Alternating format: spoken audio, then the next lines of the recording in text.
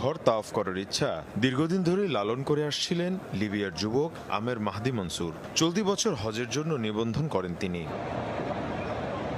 সব আনুষ্ঠানিকতা শেষ করে বিমানবন্দরে যাওয়ার পর বিপাকে পড়েন আমের। মিশর হয়ে তার সৌদি আরব যাওয়ার কথা থাকলেও নিরাপত্তা ইস্যুর কথা জানিয়ে তাকে বিমানে উঠতে দেননি কর্মকর্তারা। এক পর্যায়ে আমেরকে ছাড়াই টেক অফ করে বিমানটি। যদিও আল্লাহর উপর বিশ্বাস আর কাবাঘর তাওয়াফ করার ইচ্ছা তখনও হারাননি আমের। কর্মকর্তাদের জানান, হজের নিয়ত তিনি করেছেন, তাই অবশ্যই মক্কায় যাবেন।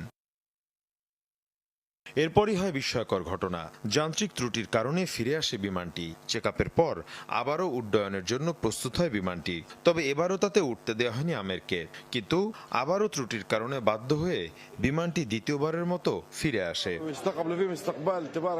এ সময় পাইলট নিজেই ঘোষণা দেন, আমেরকে বিমানে না নিয়ে সৌদি আরবের উদ্দেশ্যে যাত্রা করবেন না তিনি। এরপরই লিবিয়ার যুবক আমেরকে নেওয়া হয় বিমানে। হজের জন্য যাত্রা করেন আমের।